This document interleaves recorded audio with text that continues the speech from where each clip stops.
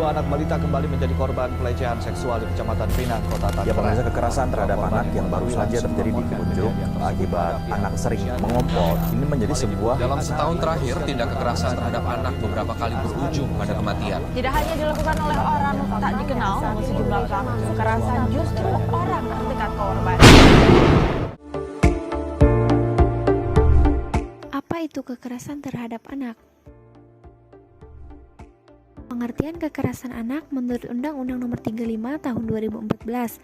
Kekerasan anak adalah setiap perbuatan terhadap anak yang berakibat timbulnya kesengsaraan atau penderitaan secara fisik, psikis, dan seksual, atau penelantaran termasuk ancaman untuk melakukan perbuatan, pemaksaan, atau perampasan kemerdekaan secara melawan hukum. Nah, kapan dan di mana kasus kekerasan anak dapat terjadi?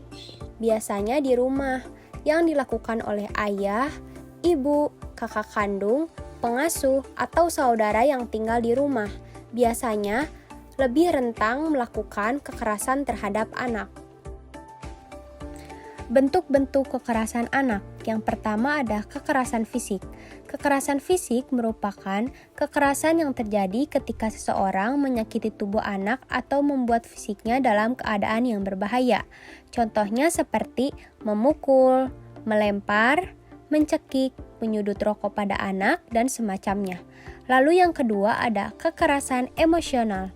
Kekerasan yang terjadi ketika seseorang menyakiti mental anak hingga membahayakan perkembangan emosinya. Contohnya seperti membentak, meremehkan, menggertak, mempermalukan, mengancam, dan tidak menunjukkan kasih sayang. Lalu yang ketiga ada kekerasan seksual. Contoh kekerasan pada anak dalam konteks seksual yakni melakukan kontak seksual dengan anak, memaksa anak mengambil foto atau video porno. Lalu yang keempat ada penelantaran. Salah satu bentuk kekerasan terhadap anak ini terjadi ketika orang tua atau pengasuh tidak merawat atau melindungi anak sehingga anak menjadi terlantar. Dampak kekerasan anak yang pertama, anak sering berenung. Lalu, luka atau cedera pada anak. Anak memiliki perasaan tidak berharga, dapat mempengaruhi emosi dan mental, serta berakibat pada kematian. Apa aja sih penyebab terjadinya kekerasan terhadap anak? Yang pertama, lemahnya pengawasan orang tua terhadap anak dalam menonton TV, bermain, bergaul.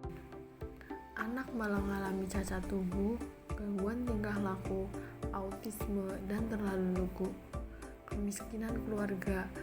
Penyebab kemiskinan keluarga itu bisa seperti terlalu banyak anak, itu dapat menyebabkan kemiskinan keluarga. Keluarga pemecah seperti broken home akibat perceraian, ketidakadaan ibu dalam jangka panjang. Kesibukan orang tua sehingga anak menjadi sendirian bisa menjadi pemicu kekerasan terhadap anak. Dan yang terakhir, kurangnya pendidikan terhadap anak. Kita sebagai orang tua harus selalu memperhatikan pendidikan terhadap anak agar anak memiliki perilaku yang baik, bergaul dengan teman yang baik. Nah, selanjutnya adalah solusi menangani kasus kekerasan pada anak. 1. Bangun komunikasi yang baik dengan sang anak, sesekali berbicara terbuka agar anak dapat berbicara apa adanya dan berterus terang.